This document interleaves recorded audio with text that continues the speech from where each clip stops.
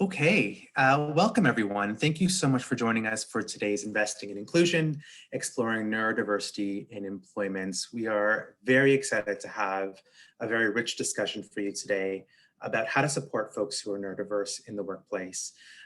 To get started, we wanted to start by acknowledging the land. As settlers here in Canada, some by choice and others not, it's important that we recognize and remember that this land, its resources, and its history were stolen from its Indigenous peoples. It is important for us to acknowledge that our opportunity to come here today and to share space with one another is a result of a long legacy of colonialism.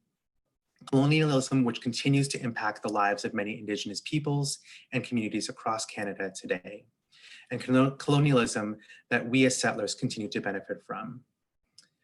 Land acknowledgements can be uncomfortable and unsettling as they encourage us to reflect and be critical of our history in Canada. But land acknowledgements alone are merely an invitation. They're an invitation for us to acknowledge ourselves in relation to this history. They're an invitation for us to acknowledge how we perpetuate this history.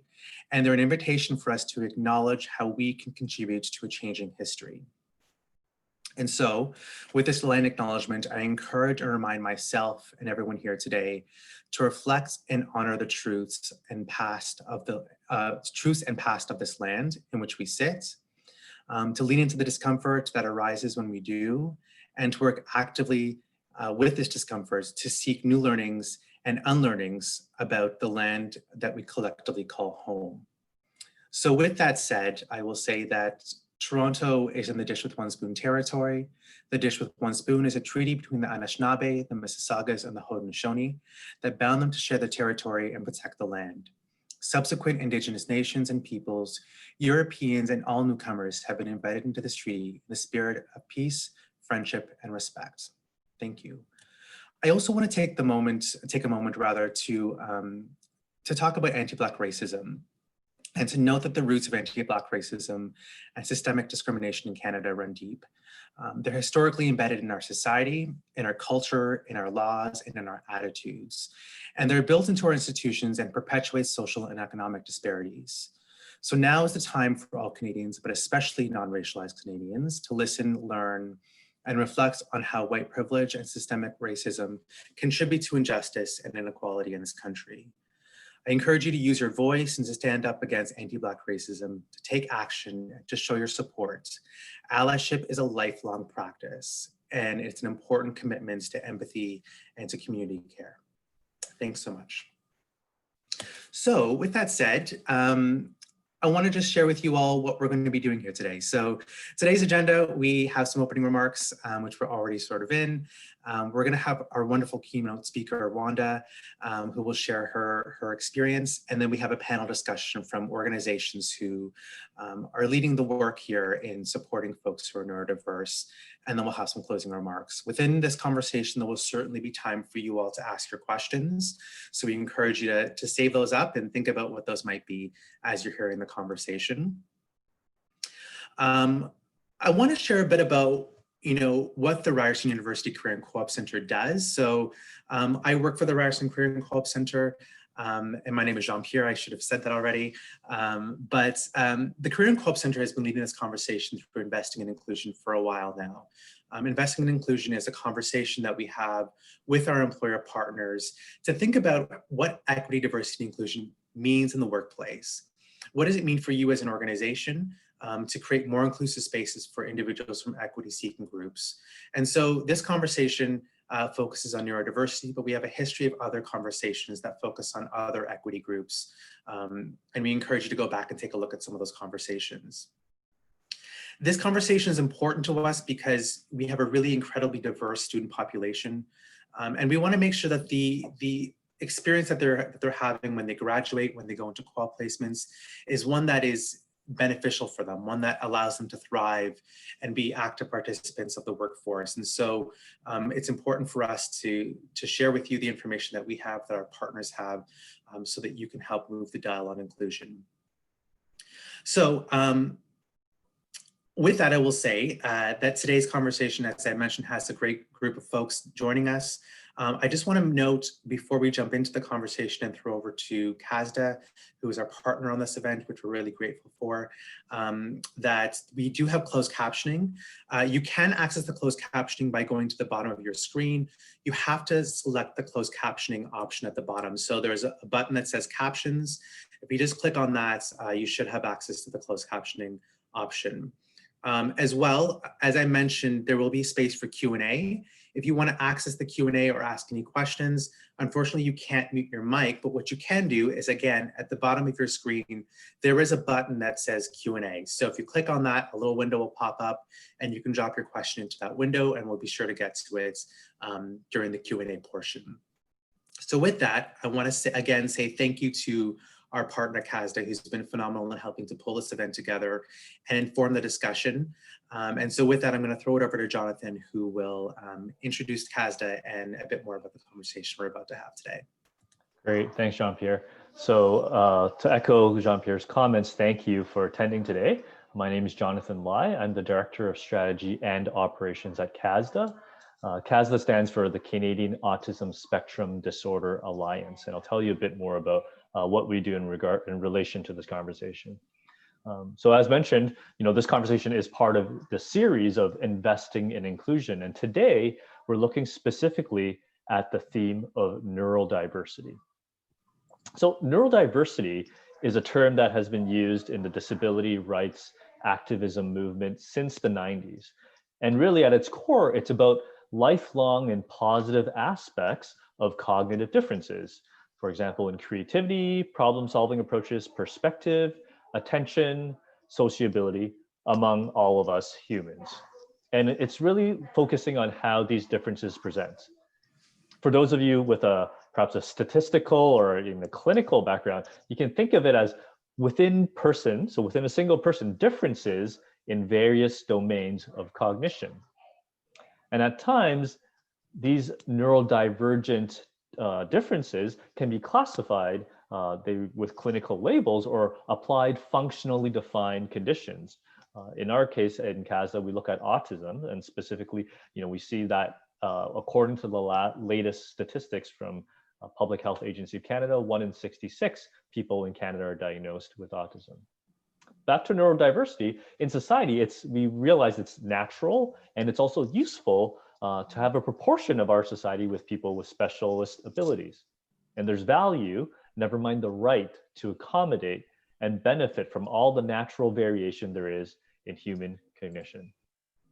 So neurodiversity and employment, the second bullet point I have there. At CASDA, when we think about workforce, one of the programs we co-deliver is called Ready, Willing, and Able, or RWA for short. So in speaking with some of the businesses that have partnered with, or I guess in a survey of all the businesses that have partnered with RWA, 88% of them have said that their profit margins were the same or better with autistic employees and employees with an intellectual disability, speaking to the value of having neurodivergent people as part of the workforce. However, a vast majority of neurodivergent people are still unemployed or underemployed in Canada, meaning that they are unwillingly working jobs with lower pay, less hours, and often that below of their potential. Further, when thinking about neurodiversity and employment, we're still looking at it through a male lens and a specific cultural lens as in regards to the skill set.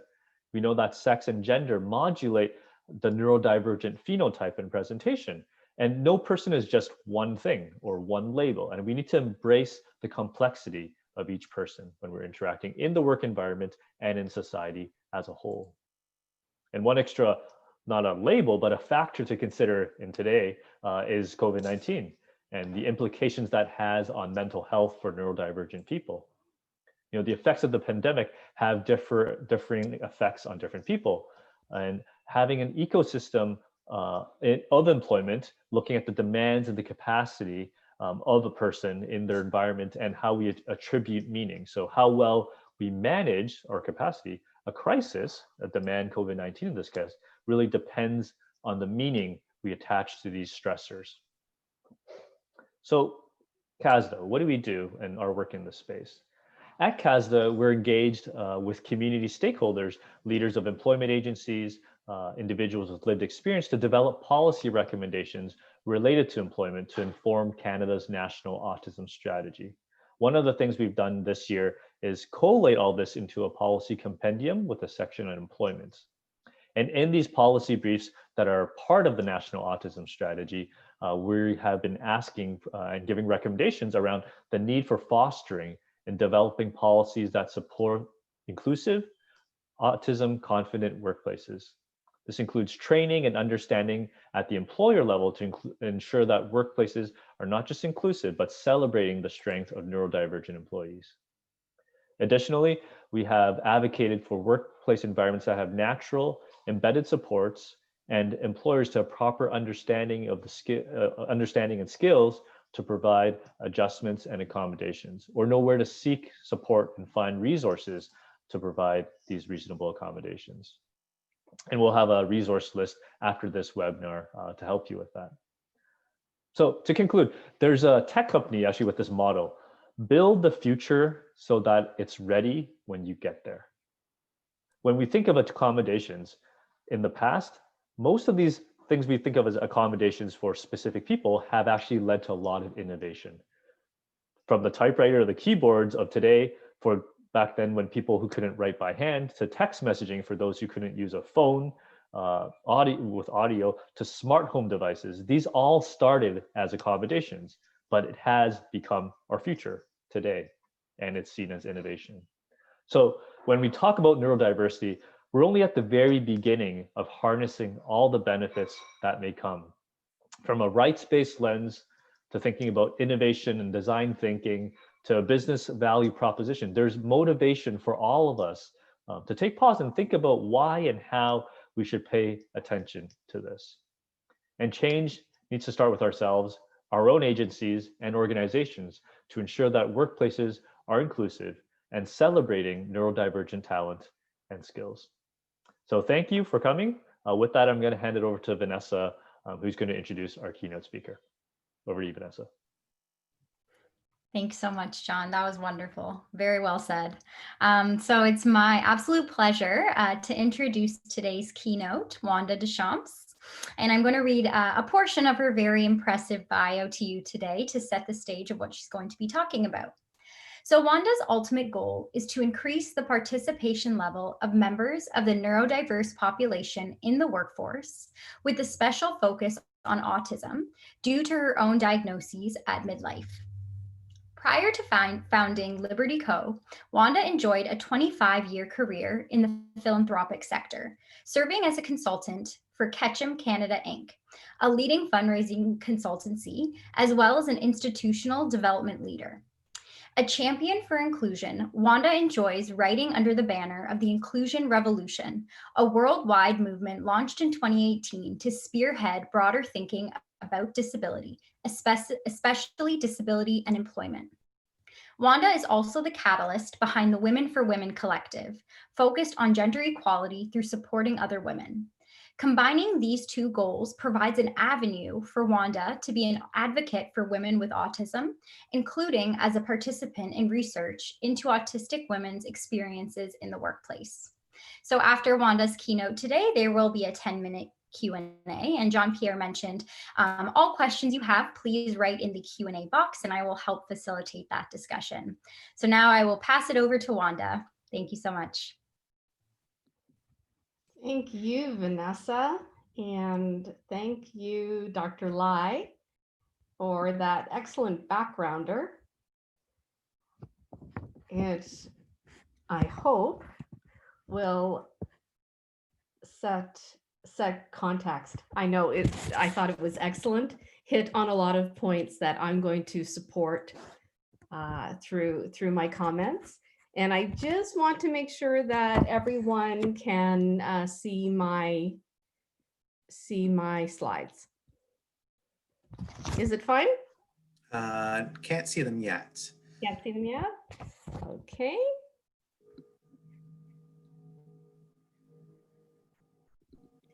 So, screen. How about now? Yep. There we go. Yep. Okay. Okay. So thank you, everyone. And I am very pleased to have this opportunity to speak with you today and share my story as a woman with autism in the workplace. And Vanessa hit on some points in my background. So again, thank you for that. And thank you for Dr. Lai for putting my comments that I'm going to share with you into some greater context. And so I did officially become a member of the neurodiverse population a little over 3 years ago. And when I was diagnosed with autism at almost age 47. And I say that we're an autism family because my diagnosis followed that of our younger son, who was diagnosed 2 months prior to my own diagnosis. And our older son was diagnosed a few years prior to that. So we are an autism family.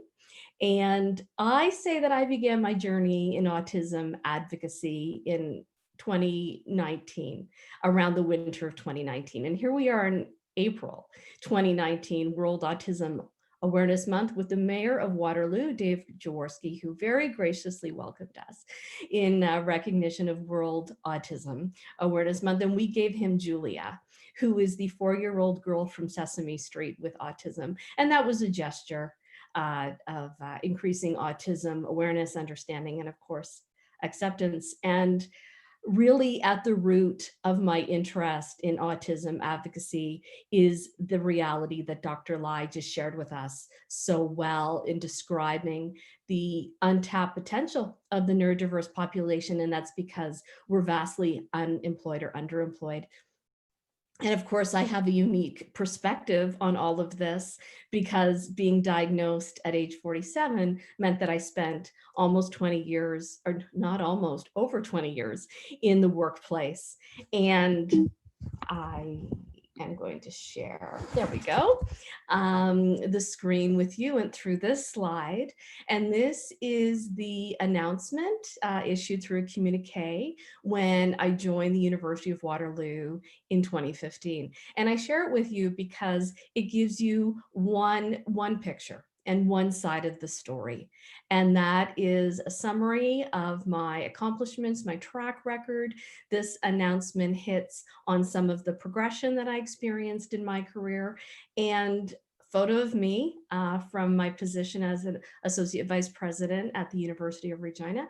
And I'm very happy. And as I say, that's one side of the story. And that's one picture. That's the outward picture. And the inward picture was very different. And that is, I was highly anxious and often confused and unsure about how I came across to others. And in some contexts, I struggled connecting with individuals, and I struggled to communicate, especially in attaching words to concepts. I noticed that I preferred to focus on strategy and, quote, high-level topics. I thoroughly detested office gossip and petty politics, and I became frustrated when ideas that I considered fundamental were not understood, even in the most basic ways. And this is rooted in something in me deep down, and that is I thought I was stupid. And that's because of subjects that I floundered in school as a youth. And so what happened was, because I thought I was stupid, I couldn't understand why some people didn't understand even what was so basic to me. And I share this with you as one example to start to give you a sense of why I struggled in the workplace in some ways, and particularly why there were some barriers in working relationships. So either individually, these factors or combined led me to sometimes be misconstrued, or in some cases, completely misunderstood, despite my intentions, which I knew deep down were good. And these scenarios were heightened, especially at middle age, when we as a family moved twice to different provinces due to career.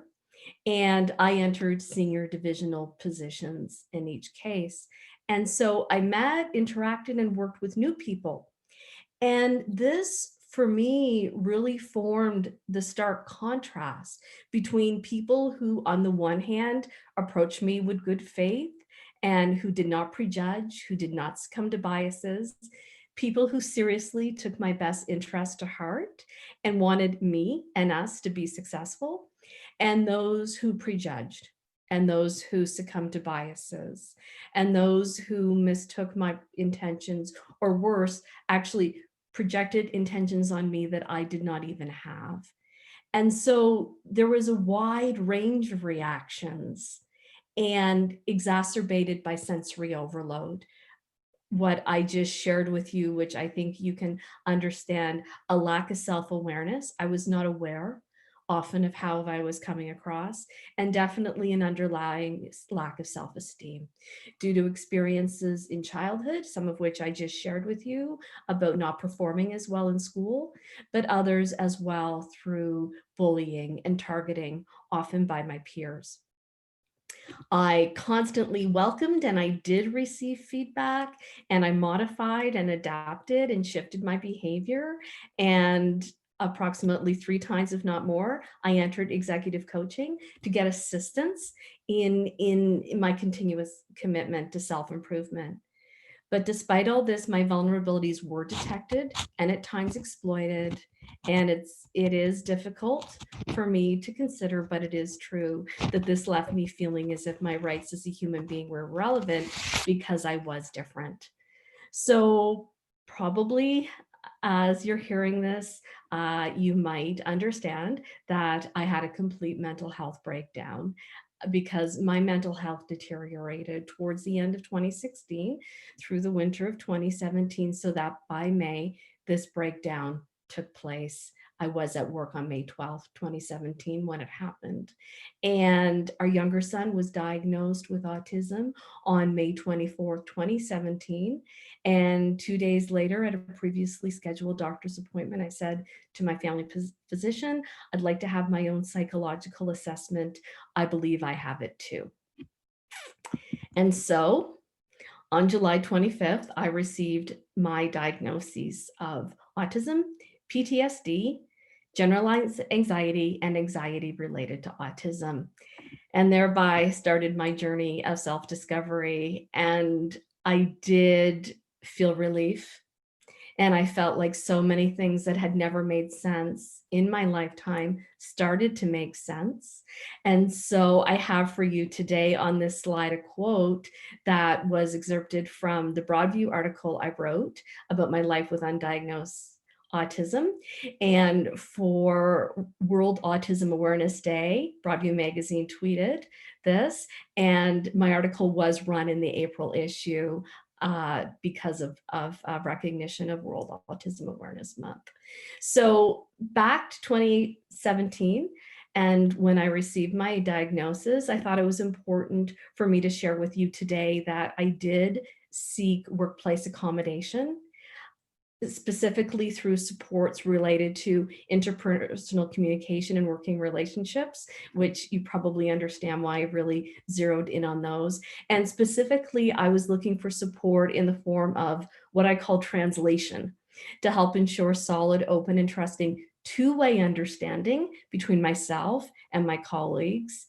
And I was really looking for a point of contact, someone who was a true champion of inclusivity, who really valued and recognized diversity, equity, and accessibility in the workplace. And overall, someone who saw it as their responsibility to play to my strengths so that I and we together were successful as a team. I also could have greatly benefited from supports to reduce or remove the risk of sensory overload, which members of the neurodiverse population experience at higher rates than our neurotypical peers. I felt that deep down, and actually Dr. Lai touched on this, and it's very much something that I felt deep down, and that asking for support and accommodation for me would not just benefit me, would not just benefit one person, or in fact, one group.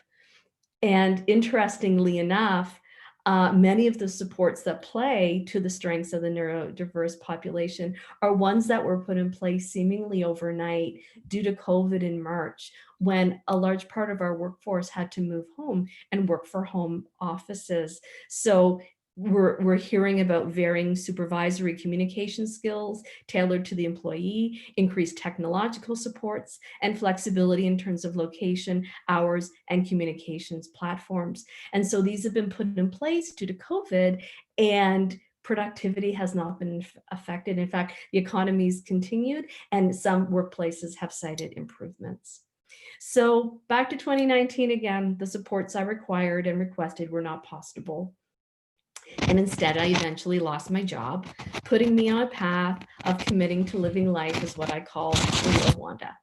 This is according to my own values and principles. And part of it is telling my story to increase awareness and acceptance, like I'm doing with you this afternoon. And my ultimate goal here is really to lead to a smoother path for others. Another aspect of living life as real Wanda is being a participant in research into autistic women's experiences in the workplace in the hope for better outcomes. And another part of life as real Wanda is entrepreneurship and my firm Liberty Co., which is focused on neurodiverse talent. I'm advocating for greater inclusion, diversity, equity, and accessibility. So IDEA in the workplace. I'm also offering a unique perspective on neurodiverse talent, and that I say it belongs from the boardroom to the C-suite to the office cubicle, because I know that neurodiverse talent can flourish at every level of the organization and in all sectors and fields when our abilities and aptitudes are appreciated and matched with organizational goals and priorities. These efforts across the board are aligned with a worldwide movement, which Vanessa mentioned that, yes, I do often write under, and that is the Inclusion Revolution. It was launched in 2018 to spearhead broader thinking about disability, especially disability employment. If you wish to learn more, I encourage you to go to the valuable500.com website. This is the global CEO community revolutionizing disability inclusion. So I conclude by asking you what I ask of every audience I speak with, and that is, will you join me in the inclusion revolution?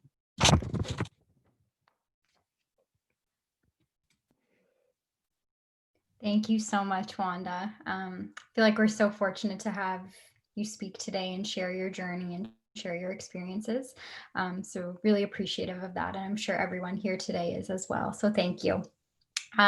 So to kick off the Q&A, I'm going to ask a question that was actually submitted prior to the panel today and submitted by one of the attendees. And it's speaking more to the topic of disclosure.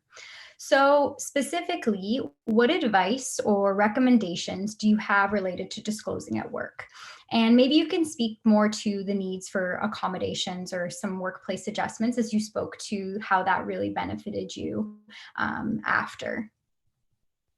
So disclosure is very personal, and I am pleased to share my experience. It is just one experience.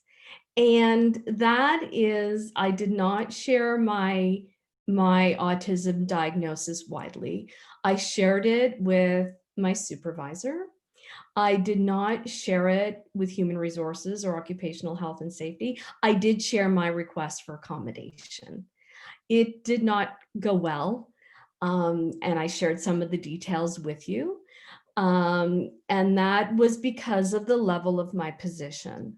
So I was told that because I was senior and because the person I reported to was senior, that they weren't going to be able to accommodate my requests, and that in their view, it was deviating from the job. I want everyone here to know that that was 3.5 years ago. And I see that we've made huge progress in 3.5 years. So in other words, what happened 3.5 years ago would not happen today in my circumstances, because I would not let it. For all the reasons that I just suggested, the requests that I was making were very reasonable. They would not just benefit me. They would have benefited the entire workplace. And there is, I believe, not only more advocacy happening on the individual level, but there's more awareness in terms of organizations. The very fact that we're having this webinar today. So I put all of that in context because I think it's important for people to know that I feel that while my experience is my experience, it happened, what would happen today would be very different. And so Vanessa, that's the first part of the question. And then the second part of the question was it recommendations in terms of accommodation?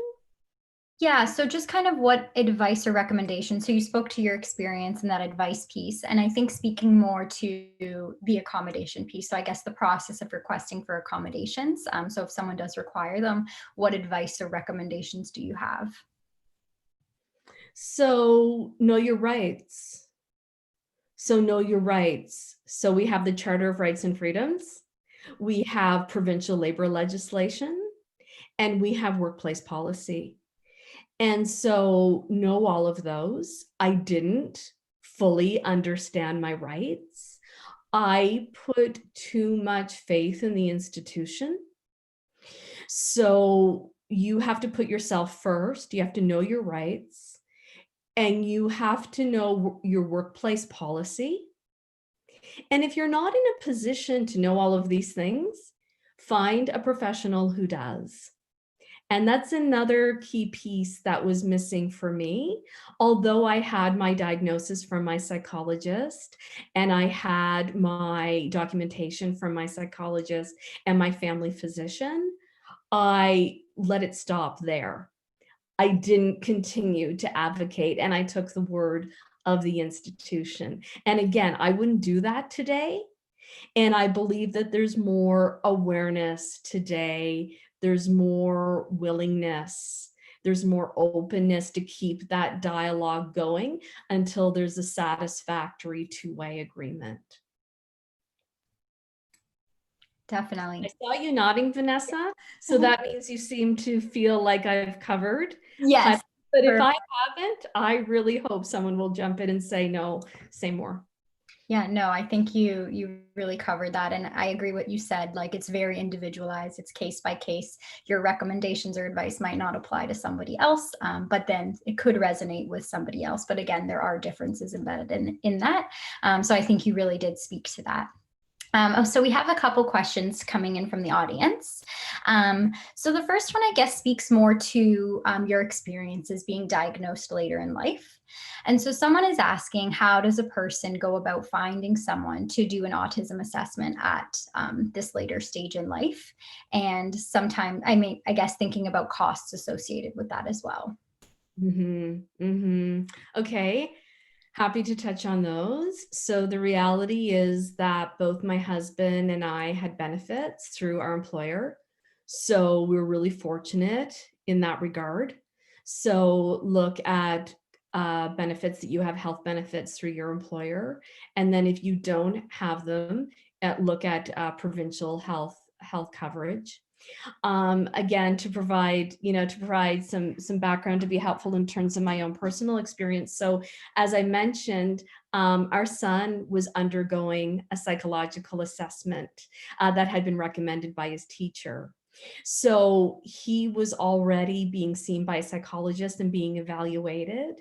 And then I entered therapy at the same practice, different practitioner, same practice, because of the ongoing anxiety that I was suffering from.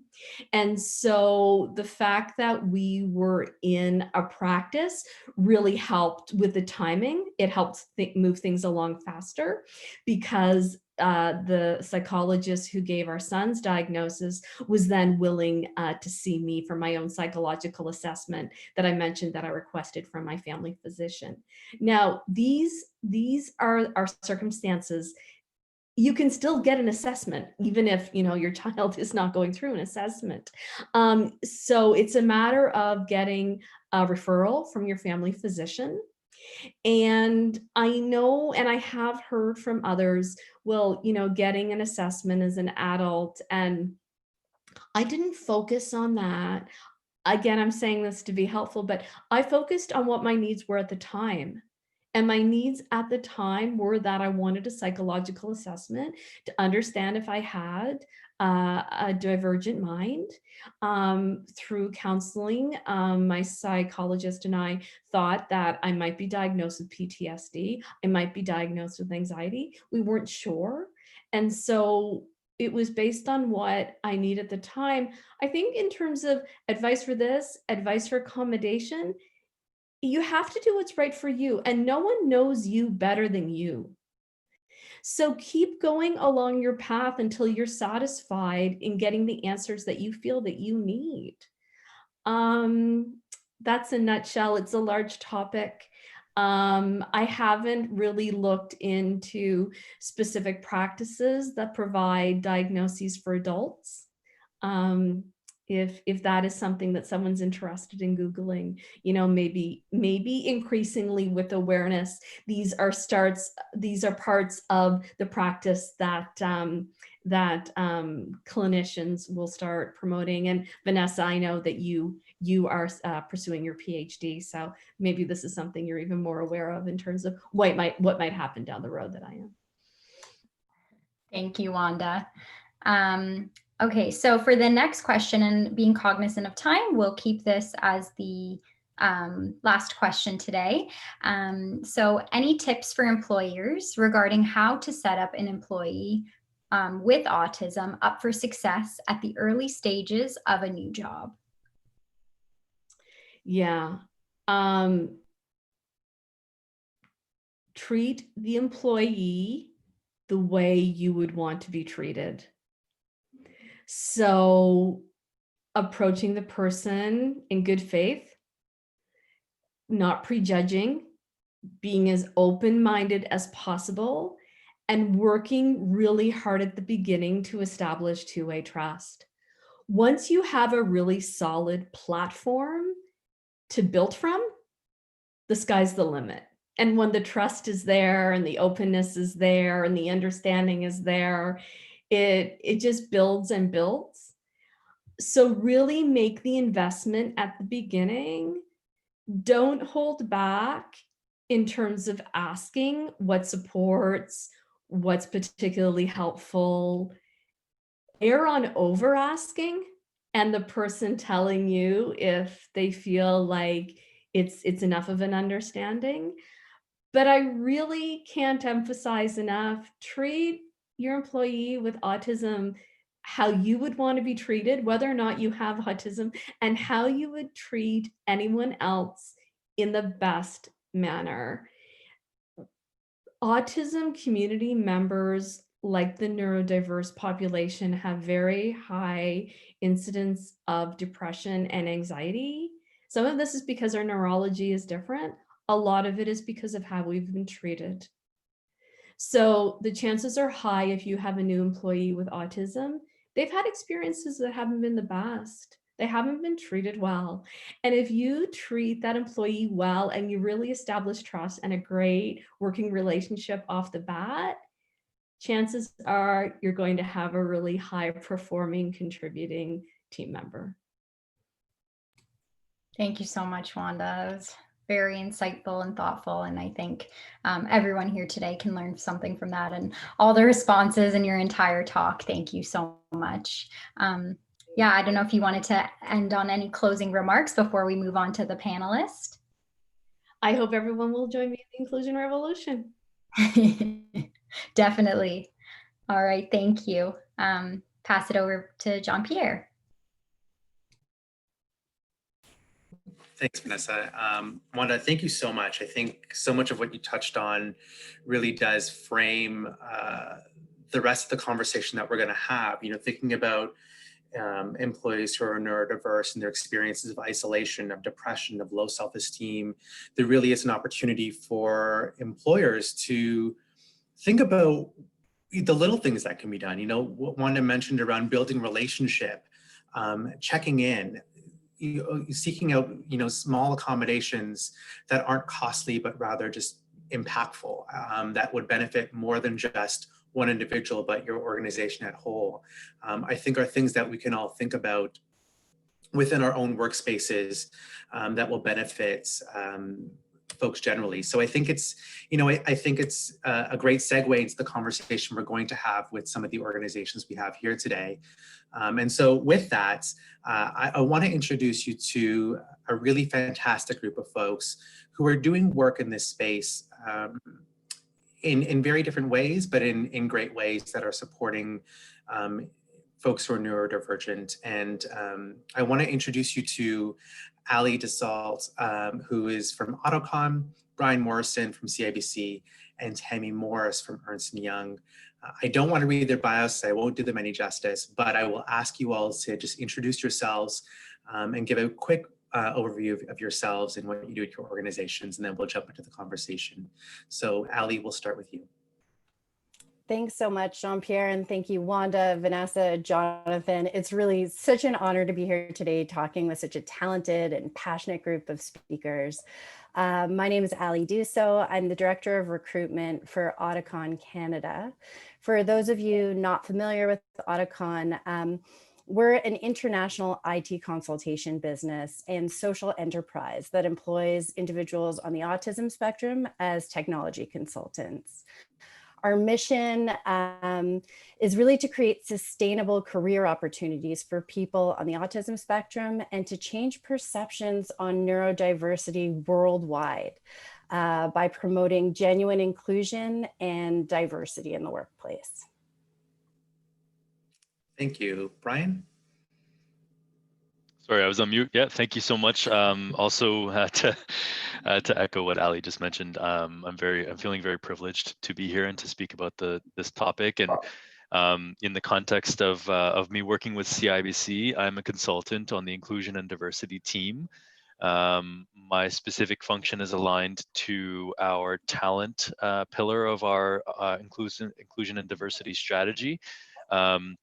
And what that includes is, working with partnerships to bring in diverse talent. I specialize specifically in persons with disabilities talent. Some of you who in the audience may, of course, know me as well already.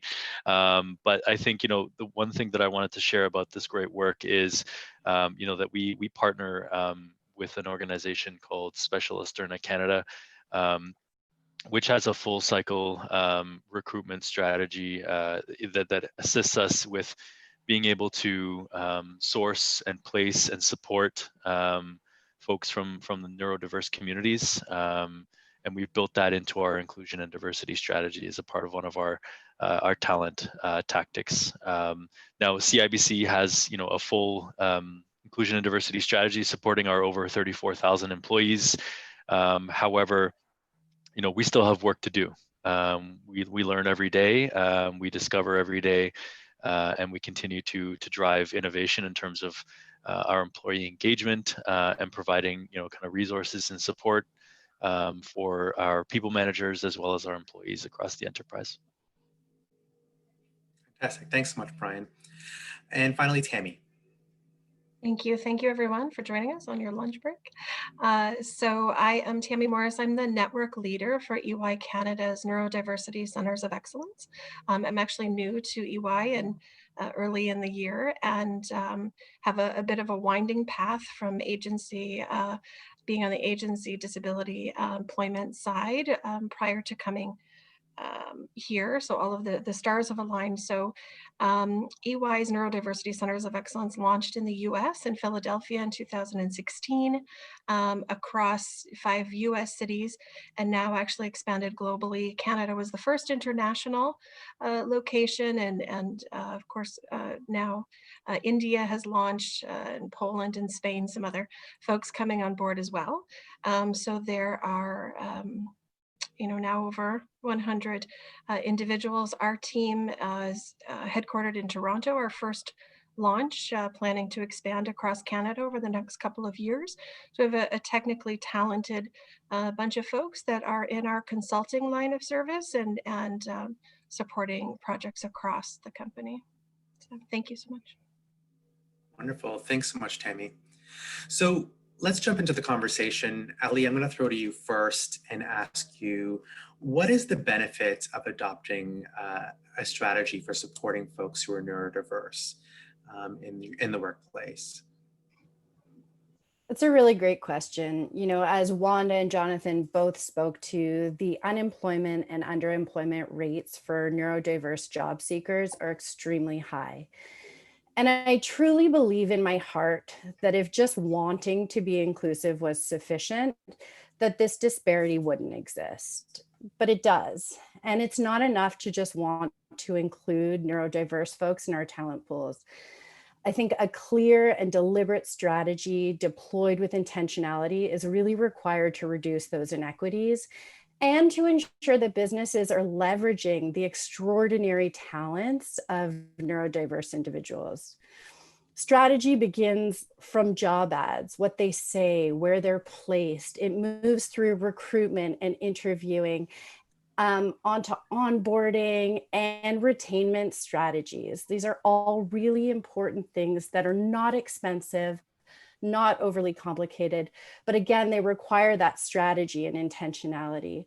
Once in place, a good strategy, it becomes organic and it will reduce barriers for neurodiverse candidates and employees and will enable businesses to really benefit from some of the clear advantages of diversity of thought in the workplace. It will also just ensure that businesses can leverage this incredibly talented group of people and create opportunity that should already be existing. Thank you. Brian or Tammy, do you have anything you want to add to that? I think Ali did a great job. Great. Yeah, me as well. Awesome. Yeah, I think there's a really important piece there around, institutionalizing it and then it becoming organic. I think that's a really important point. I know I speak with employers a lot, and there's this assumption that because we're all well-intended that we're not excluding folks. And I think it's important to acknowledge that well-intentions don't solve the issue. And I think it's important to think a little bit deeper about what we need to be doing in our day-to-day that will impact the employees we're trying to serve. 100%. Brian, I'm going to throw to you and ask a bit about, can you speak to how CIBC is an inclusive employer to the neurodiverse community, and what you would communicate to a potential candidate coming to CIBC to let them know that, the organization is inclusive? Yeah, it's a great question, Jean-Pierre. Thank you for asking. I think that, as a part of our total talent attraction strategy, we take specific efforts to recruit persons with disabilities as a whole. As we know, neurodiversity is a big part of the persons with disabilities community, as it is quite vast itself. When we go through our recruitment process from the very beginning, we encourage candidates to advise us if they require an accommodation. No two accommodations are alike. We have a workplace accommodations team that supports not only our employees with accommodations, but also consulting on strategy for our talent acquisition team as well to support in those conversations. And I would say our purpose there is to ensure that we are providing the best possible opportunity for an individual to shine through the interview process. I think one of the things that we know is the interview process is never perfect, right? It's a very linear process that is probably consistent amongst many of the large employers. You go online, you submit your application, you may be contacted, but you have to kind of prove yourself with a resume and additional criteria. And then you may be contacted for an interview, a telephone screen, and then after that, you would go through to a hiring manager interview process. That's kind of the consistent process. But what we're learning is that there's always ways to tweak that for the uniqueness of everybody who's applying, who may require an accommodation. But what we need from those people is to tell us. And as we go through that process, we have our workplace accommodations. Myself, we consult on what are best practices that we can employ for internal and external applicants as they look to join us at CIBC. And what we've discovered is a lot of it is very simple. It's very easy, but we need people to be able to share what they need with us. So that's built into our inclusive culture. I think the purpose there of me sharing all of that is, the idea of being able to empower people to bring their best selves through the process of application, through the process of being a candidate and competing for an opportunity. And then, in being an employee thereafter. We want to make sure that we remove barriers to do that, and we continue to explore ways to do that. I think I probably covered most of your question, Jean-Pierre. Is there things that you feel that probably are of mention that I should probably elaborate on? I mean, you talked about disclosure, and I think that's an interesting piece. At Ryerson, we're constantly having that conversation with our students. When is the right time to disclose? How do you know it's safe to disclose? Can you talk to me a bit more about that disclosure piece and what that looks like for you folks? Yeah, so disclosure starts at the very beginning when someone is looking to apply for a job at CIBC. They can explore our resources online, and we have an inclusion and diversity section externally exposed. And then, from there, they have an opportunity to fill out our diversity questionnaire. And there's a number of different questions that are contained within the questionnaire for applicants. But that's kind of the first level of disclosure. And not everyone feels comfortable doing that, right? To be quite frank, I have a disability myself. To all of you, it's invisible at the moment, but I'm visually impaired. So, I use adaptive technology. I may require other supports in the workplace. But at the beginning of my career, I was hesitant to disclose even through that questionnaire as well, for my own personal reasons. And I think to Wanda's point earlier, a lot has changed just even in the past few years. But that is the first instance of disclosure.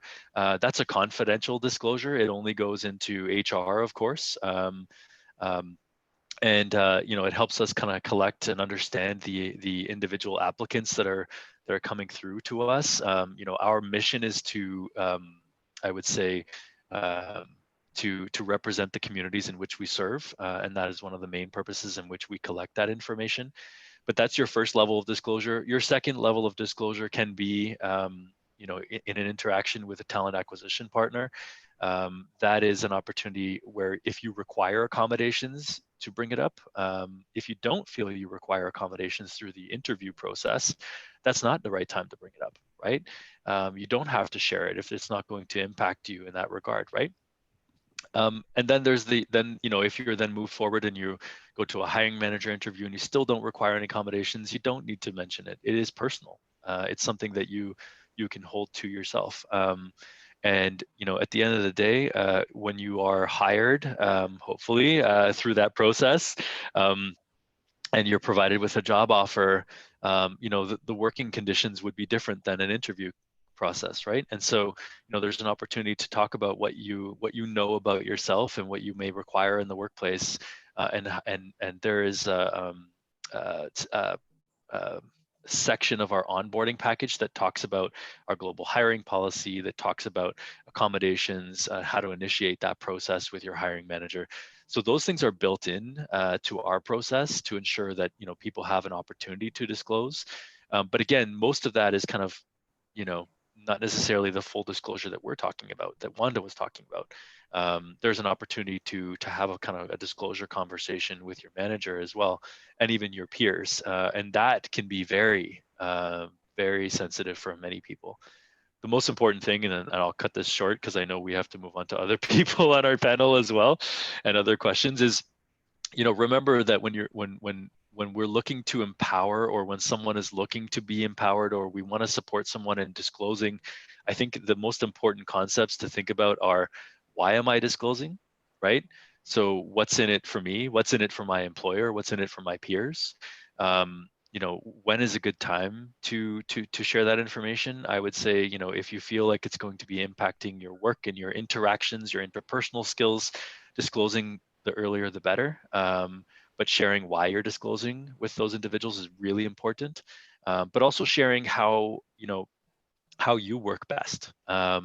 And I think that's a really important piece, is not just kind of sharing why, but what as you as an individual who's disclosing can share to help other people work with you, and what are your what are best practices. I'll stop there. Cool, thank you. No, that's fantastic. And I think you mentioned something that, touches a bit on what Wanda was mentioning around the trust building, Yeah. Whether it's the information that's on your website, or asking through the interview process or the application process, or signaling it in your your onboarding. It's, there's many touch points that give an individual the opportunity to disclose and show them it's safe to disclose. And I think it's about that trust building along the way that allows folks to do that. So thank you for that. Tammy, I know EY has a really fantastic program as well. So I wanted to give you an opportunity to maybe share a bit more about what EY is doing and how you communicate a safe space for folks who are neurodiverse. Yeah, sure. I can tag on to what Brian was saying, and sometimes I think it feels like we're trying to avoid answering this disclosure question, and it's just so context specific. It's not just it's when, right? It's where. It's the type of work that has to be delivered. So, I've certainly known individuals who said it wasn't necessary for me to disclose when I was stocking meat in the grocery store and didn't require any accommodations. I do feel like it's critical to disclose at a professional services firm where I may require some accommodations, or I hope that this is a lifetime career, right? Or individuals who have waited until after a promotion or after spending some time. So I think for employers is really, there are many opportunities from the recruiting through interview, through onboarding process, many opportunities for an individual to make that decision, to share their story. And then also, annual, if there are regular opportunities to disclose throughout their career, because those, obviously as we all age, we all acquire more disabilities regardless, right? So having a process in place. And I can also say that having worked with several companies, and even now with our launch at EY Canada, when your employers know, right, that you are welcoming to neurodiversity, folks will begin, right, to disclose, folks that have been there for years on the job. And so being prepared to have a process in place to have those conversations and to offer any support or allyship that's required. So I think, I don't know if that. Yeah, that's helpful. I'm actually going to stick with you for our next question, because I think it sort of leads in well to that. And I wanted to get a sense of, how have your strategies to support folks impacted things like retention or just sort of your overall business? Can you talk to a bit more about what you've seen at UI? Sure. So obviously our Canadian launch is new, so they've been retained a couple of months. But our US numbers at EY, the NCOEs have a 92% plus retention rate. I can tell you that, obviously part of that is in preparing candidates and some additional supports through the onboarding process. What we've done really in Toronto is really focus on natural supports. Obviously the literature supports natural supports for success and retention, and even for small and medium-sized businesses, right, for everybody, natural supports are free, right? So they're already existing, there's no stigma, so there are some benefits to that as well. So that includes we have everybody at EY has a mentor, an EY buddy. And so of course, our NCOE folks have an EY buddy as well. So that's a peer advisor who has, maybe a rank above them and a little bit of experience, but remembers what it's like to be new and to navigate a culture of a new company and can help them through that. So they have regular weekly touch points with them. We have technical mentors as well. So sometimes in some of these, we assign maybe very well-intended folks, even like myself, right, to manage these individuals, but they may not have the technical skills. So if we are looking for HR professionals or people that are well-intended, right, an aunt who has a nephew who has a disability who wants to volunteer to be the manager but doesn't have the technical skills to support, we're doing a disservice to those folks. So there's lots of things that we're putting in place through, we know that we can, have highly productive, highly focused, really talented individuals on our team. There can be a ramp up period.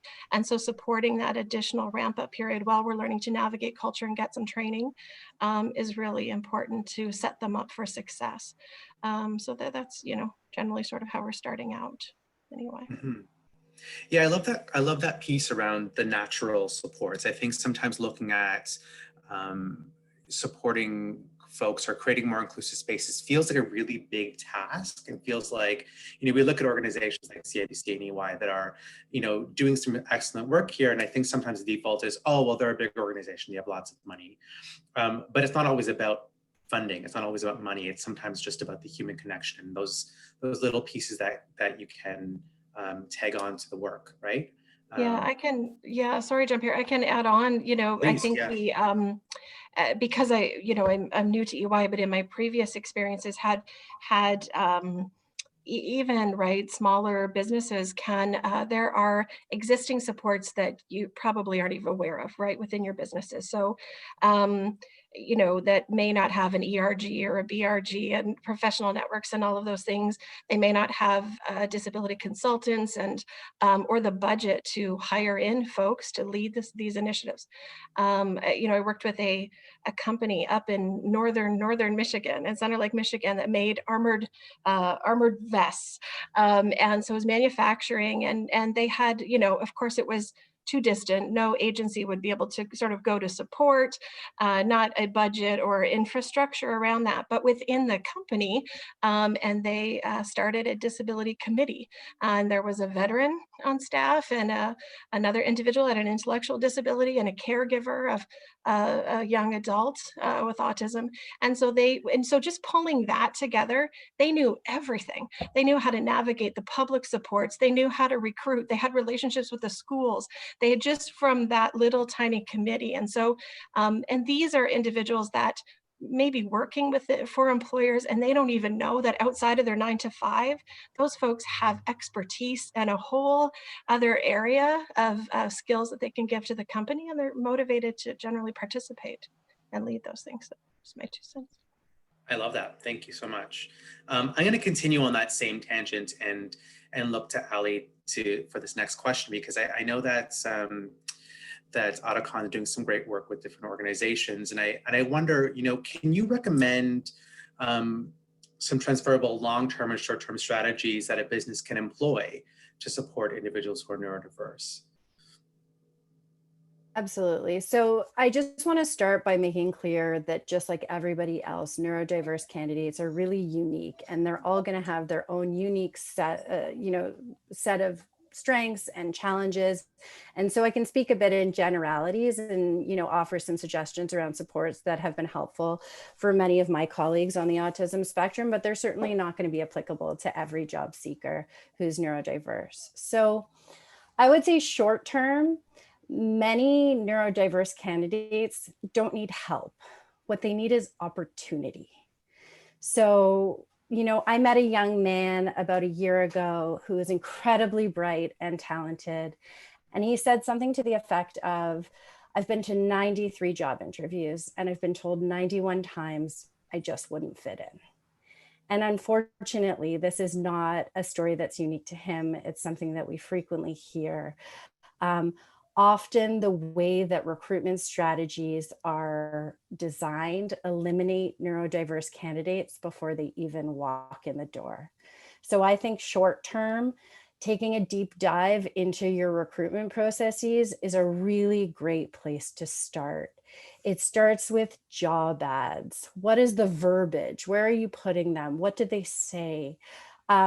It's almost comedic as you start to take a look at job ads these days, what's in them. I mean, they're asking the sun, the moon, and stars. There's not a single person who will meet the qualifications of like junior level entry job situations where there's a list and it's all listed as must-haves. And, for a lot of our job seekers who are very literal minded, they may see that list and say, well, I can't apply because I don't meet those qualifications. I don't have a degree in software engineering. I have a diploma, or I'm not familiar with that particular programming language. And so they're excluding themselves from your talent pool. I think rewording job ads to talk about must-haves versus would be nice could really be helpful there. There's also just the soft skills piece that's listed in most job ads at this point in time is also really lofty. Must have incomparable communication skills, or, you know, an unparalleled passion for data entry. No one has an unparalleled passion for data entry. And a neurotypical might come into a job interview and tell you all the reasons why they do, but they're probably not being truthful.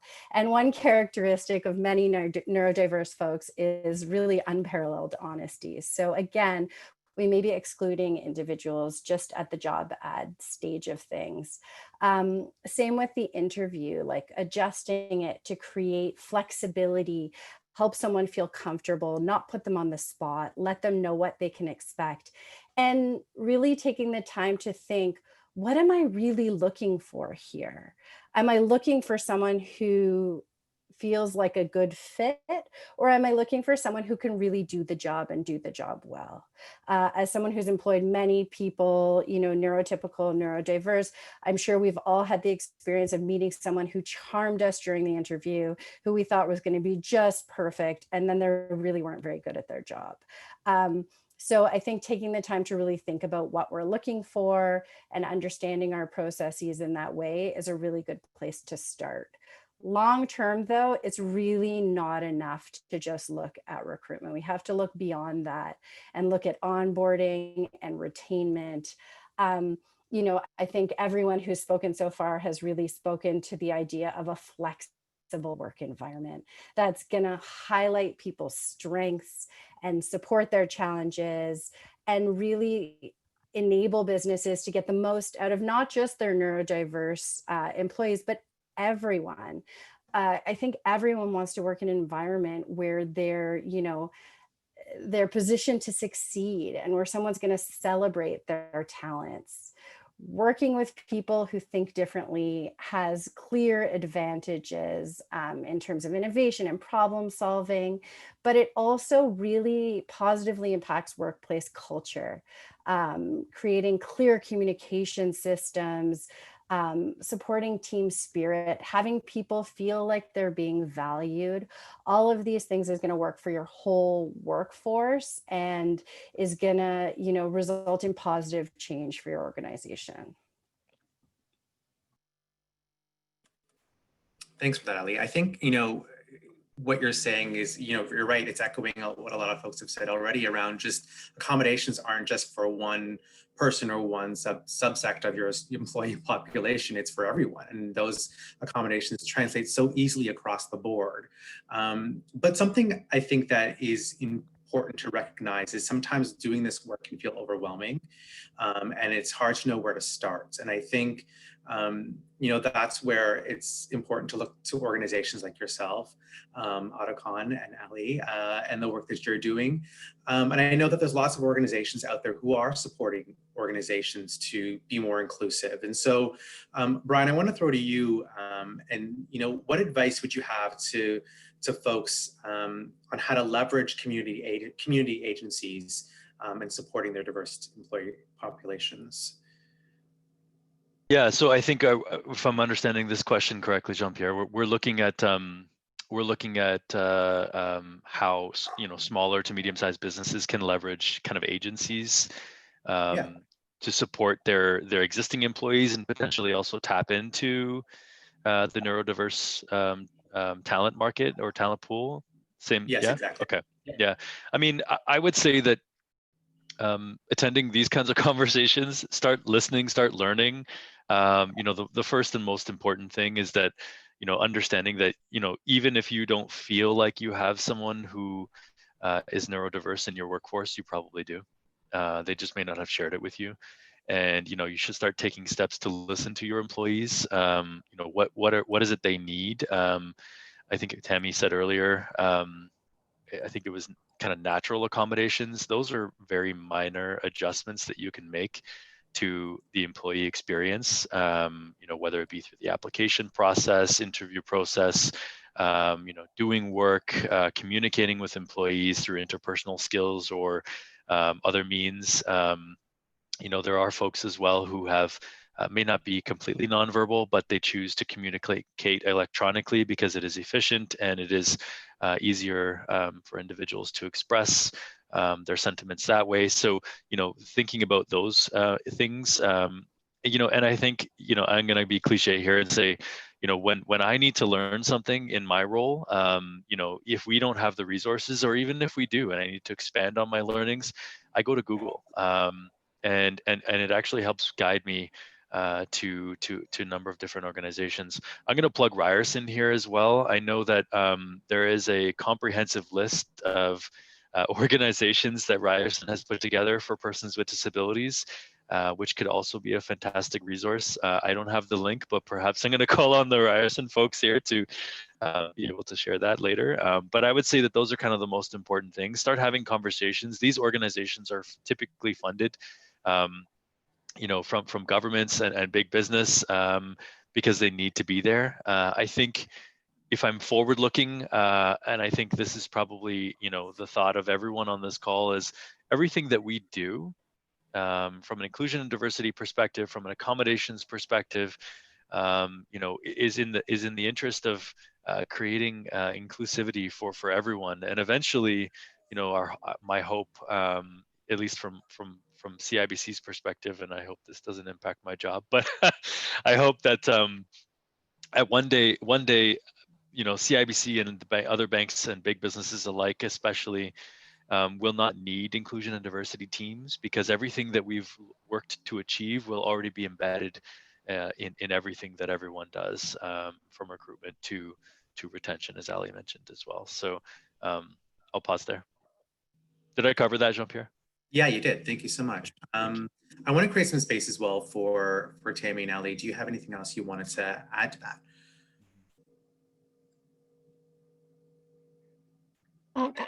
Sorry, Ali, I could jump in. So with agencies, in particular, and I've sort of been on both sides of this. So, advice for employers: if you need help, it's out there. They're publicly funded, right? Agencies then can support. I would just say be very direct in what your business needs. You have a culture, you have practices, right? And they need to work for you. If it may not work for you to have many different agencies, right, traipsing around, their non-disclosures, and I've worked in automotive, they're $1 million prototypes. There are things like that that might be very critical to your business, and so the agencies will be clamoring to work with you.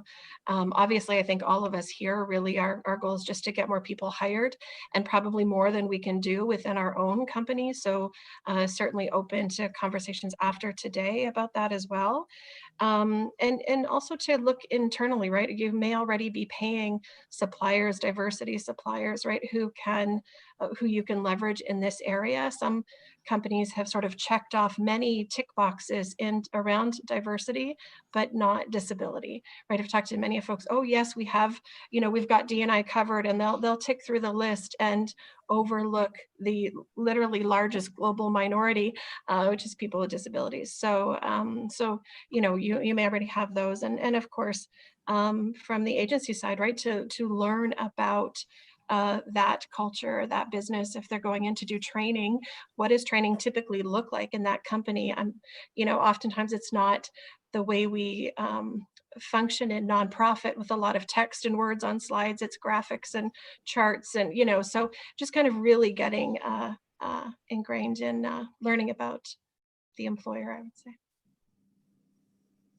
Great, thank you. Yeah, know your needs. No, that's a really important piece is, if you don't know what you need, then you may not get what you need. So that's an important piece. I want to throw to the Q&A from the audience. We actually have one question so far. If you have any other questions, feel free to drop them in the box. I'm going to read this question verbatim because it's a little bit detailed. So this person is saying, I employ teens and young adults with autism spectrum disorder, and they are often just entering the workforce and are learning about their needs in work settings.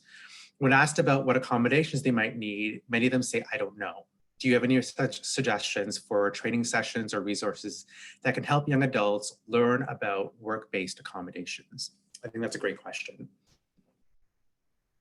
So I'm happy to start this one off. I really think that getting to know your colleagues and your employees well will help you to better understand their strengths and areas where they may benefit from support. I think building relationships is a huge part of this. Also, just having an environment that's open and flexible so that as things come up, you can be agile and you can be accommodating, and having a culture where it's a culture of support and people know that if they ask for it or if it's identified as a need, that they'll be able to access the support. I think that that's probably a really great starting point. Thank you. Anyone else? I just want to throw out there as well. I know that there are organizations that do have assessments that help folks understand what their accommodation needs are. So I know that that is something that you can also refer individuals to, so they have a better understanding of themselves and what they need from an employer. So I'll throw that out there as well. I saw both Brian and Tammy unmuted their mics. So Sorry, Brian, did you have No, Tammy, go for it. Go for it. Oh, I was going to say there are obviously many training regimens out there. I think Connie Sung, I think, published one that was the first evidence-based employment preparation that came out of Michigan State University. But the truth is, the content, it won't surprise anybody. And I think one of the things that we don't want to do for employers, because we do want people to get hired, is to make it feel intimidating, right? So just hanging on to what Ali said is, we don't want to say we're the experts in, neurodiverse or disability employment, and you're never going to know as much as we know. That's actually the opposite of what we want to say. We want to say, just ask the person, right? The person knows themselves. You can do this, right? And certainly there are some great tips and suggestions along the way, but this is very doable because, again, as Brian said, they're already there, right? They're non-visible disabilities, they're already working for you. And so you're already doing it, and it's really having those conversations. Yeah, that's if I can just jump in as well, like Tammy, that's you make some really kind of valuable points, and something that speaks to me as well is that when I'm thinking about the population that is posed within this question, these are young adults and late teens, and this is potentially be their first job, and they have a variety of neurodiversities. There's some exploration that needs to happen for those individuals as well, right? Going from a school setting to a work setting is very different for everyone, right? There's no specific when I have conversations with employees or people that I've met kind of through my career, that have invisible disabilities, there's no kind of set training for understanding themselves, right? I think every experience that they have helps them learn more about themselves, and I think by attempting to also kind of streamline a form of learning into what to look for, you may also be excluding individuals of discovery in terms of what they may need within the workplace as well. So that's something to think about. I think Tammy put it best when she said, just listen, just get to know your employees. You will start to understand what they need by having open-ended conversations. An employee coaching conversation can go really smoothly if you empower that person to be in charge of that dialogue. They can learn a lot about themselves as well that you can also then help to support them with. So I think that's kind of what I would just like to leave with this question. For sure. I'm going to throw it to Wanda because I think Wanda has perhaps some input here as well. So go for it. If I may, as neurodivergent mind and the mother of 2 sons who are neurodiverse, when having these kinds of conversations, consider giving the person options. So saying, Jean-Pierre, might it be helpful for you to receive support in A, B, or C? This can work for a number of reasons. A, my autism presents one way through struggling to attach words to concepts. So it's really, really helpful when someone shares options with me, and then I'm able to say, yes, that's what I had in mind, as opposed to putting the onus on me, where it might be challenging for me to convey my thoughts.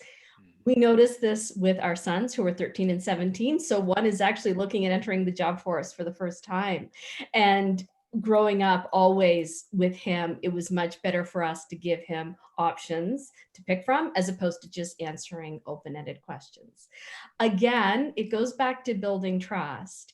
And chances are with your neurodiverse employees, perhaps some of the experience that they've had, maybe not in the workforce because they haven't entered it yet, but maybe in the schoolyard or in community setting haven't been the best, and they don't have the confidence to advocate.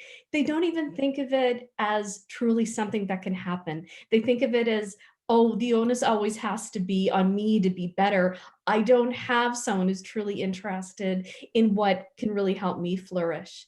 So for all those reasons, I encourage you to review the options with them and saying, I'm not trying to put words in your mouth, but could it be this, could it be that? When colleagues and supervisors did that with me, I can't tell you how far it went in terms of strengthening our relationship and boosting my confidence. So then the next time I felt like I was at a different place. I was able to go ahead and say, you know, that point that we talked about, let's zero in on this. So few thoughts for you today. I love that. I feel like there's a theme today of relationship building and trust building, which I think is wonderful for anyone, right? I think that's just sort of like a great practice in work. So I know we're coming close, but I have a burning question that I wanted to ask you all. You know, I speak with a lot of organizations who haven't necessarily thought too deeply about how to support folks in the workplace and sort of think it happens organically. What would you say to individuals who want to champion this work in their workplace to get it started, and they might be encountering some resistance around the why? What would you say? What would you say to folks would be a great, you know, first step in the right direction?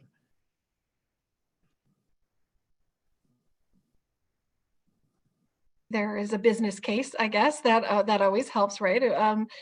To bring this up to leadership. So there's a business case for hiring neurodiverse, you know, populations into the workforce. So the most, you know, financially successful, forward-thinking companies are doing this, and so there's lots of research and evidence around reduced turnover, loyalty, you know, safety, attendance, lesser sick calls, but also from the advantages, the benefits from just bringing different perspectives to a problem, right? So you are, it's never good, right, to have only sort of like-minded, you know, you're very handicapped if you have only 5 engineers in the room, right? So bringing in different perspectives to lots of problems. So there's so much value here. I think folks can speak to it as well.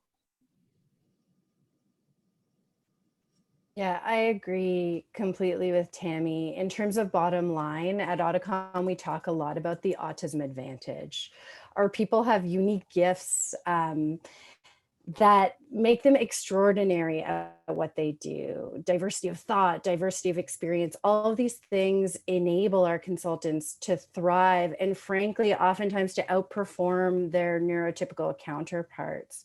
We often talk to businesses and say, you know, don't hire us to do good. Don't make this a D&I initiative. Hire us because we are good, and we are.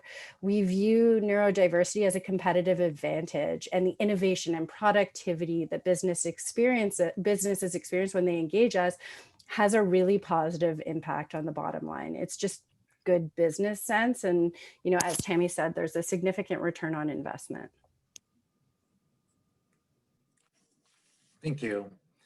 I want to be mindful of time. Sorry, Brian, did you have something you wanted to throw in there as well? No, I'm good. I think they covered it. Awesome.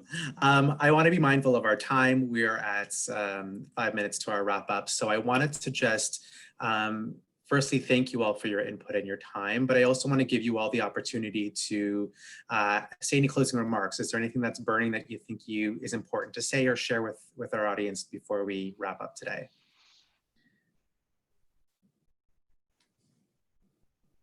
Okay, looks like we've said everything we need to say.